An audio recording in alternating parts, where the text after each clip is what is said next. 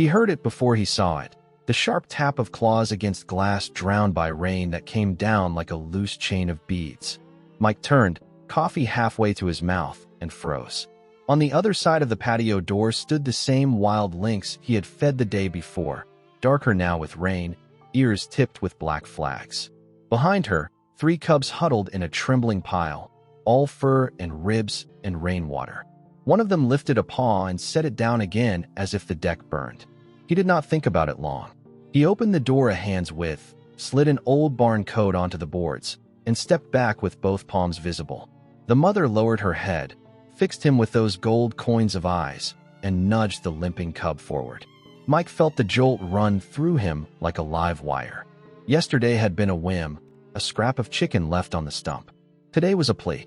He moved fast without noise.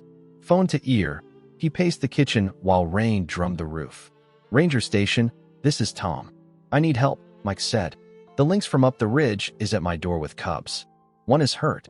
I can give them shelter, but I do not want to mess this up." "Do not touch them," Tom said. "Give them dry, give them water, keep an exit open. If the little one looks weak, warmth first, not food. I am on my way." Mike killed the call and went to work. The garage was best. He pulled the mower to the wall, shook out tarps, spread 2 old moving blankets, and set a shallow pan of water near the back. The big door he left cracked, just enough for a cat to slip through. He set a shop light to a low glow and stood aside, heart hammering out of time. He returned to the patio and knelt until his jeans soaked through. He kept his eyes soft. The lynx held his stare a long count, then did the thing that would stay with him for years. She took the scruff of the limping cub, stepped over the coat, and crossed the threshold into his world. The other 2 followed like shadows. In the garage, she stayed near the mouth of the door, a border guard with wet whiskers. The cubs sniffed the blankets, little machine feet clacking on the concrete. The limper collapsed and panted. Mike sat cross-legged against the opposite wall, phone in his hand and a silence in his chest he had not felt since his father had taught him, as a boy, how to listen for thunder between flashes. The phone lit. Dr. Carter from the clinic called back between patients. "I cannot come out," she said, "but I can guide you. You will keep your distance. Warmth beats food. Do you have a turkey baster or a syringe without a needle?" "I have a syringe from the grill kit," he said. "Good. Draw warm water with a pinch of electrolytes if you can find them. Drip it at the corner of the mouth. Let the cub choose. No forcing. And keep your voice low. The mother will read you." By the time he boiled water and mixed an improvised solution, the rain had found a new gear. He moved like he was carrying eggs. He slid the syringe across the floor with a yardstick until it rested within reach of the weak cub. The lynx's ears tilted forward, then eased. Mike spoke softly, the way he once spoke to his niece when she woke from nightmares. "You are safe here for a little while," he said. "No tricks, no cages. Just dry and quiet." The cub's tongue ticked at the drip. Again. Again. The tiny sound cut through the storm and took something out of Mike. He had not known he was holding his breath until his lungs burned. A truck grumbled up the drive. Ranger Tom slipped through the side door in a rain shell and a hat that had seen storms older than Mike. He took in the scene in a scan and gave a single nod. "You did right," he said. "We will keep this light. No handling unless we must." They worked in murmurs. Tom angled the shop light to throw warmth without glare. He peered from a clean distance through a small field lens and pointed to the limper's paw. "Looks like a shallow cut, likely a splinter from decking. No swelling that scares me. Let us clean without touching."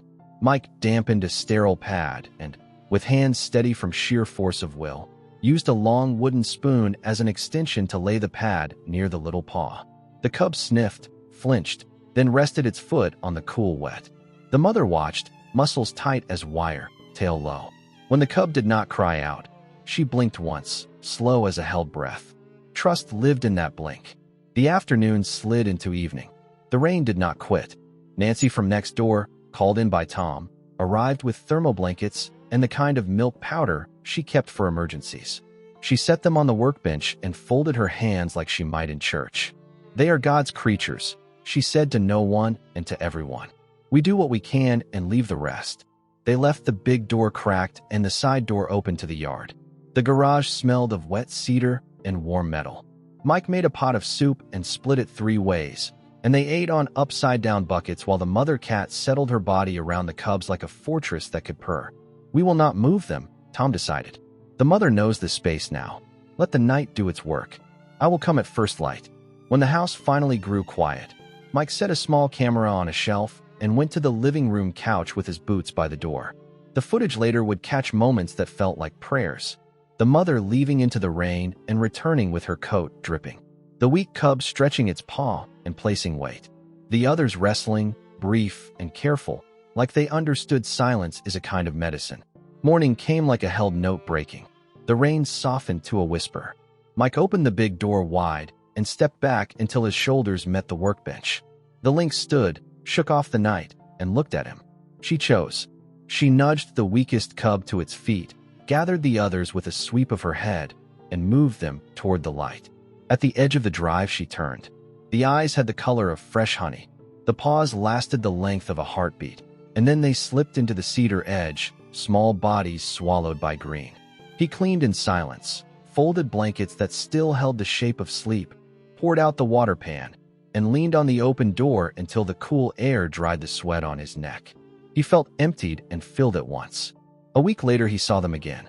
He had taken the ridge trail at dawn, coffee in a thermos and nothing else. The family crossed the path ahead, all four shapes quick and sure. The little one no longer favored the paw. Mike did not call out. He let the moment be whole. When he came home, he left a clean bowl of water at the edge of the yard and nothing more. By the next month the heat had hardened the dirt roads and the blackberries had ripened. On a quiet morning, just as the sun climbed above the pines, he caught a flicker at the far corner of the property. The mother stepped out, alone this time, and sat with the patience of stone. She studied the porch where rain once drummed and blankets once steamed. She lifted her head, took the air, and walked the line of shade until she was a shape between stems and then a rumor among leaves. That evening Mike drove into town. He stopped by the clinic with a box of donuts and a thank you note for Dr. Carter. He swung by the ranger station to return the lens Tom had left on the workbench and to sign a short report that would sit in a file no one might ever read. At the market he saw Nancy and carried her groceries to the car. She patted his arm and said nothing else needed saying. Back home he stood on the deck and traced the places where the week had bent him. Yesterday he had been a man who left scraps on a stump. Today he was something else. Not a rescuer. Not a savior. A witness with a dry floor and a steady voice when a piece of wild asked for space. The storm had taught him a rule he could carry forward. Help just enough and leave the door open. That night a light breeze lifted the edge of the porch rug. The house felt wider. Somewhere above the ridge a night bird called, and the call came back. Mike sat with it.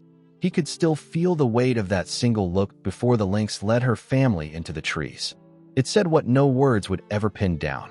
It said go on. It said you did enough.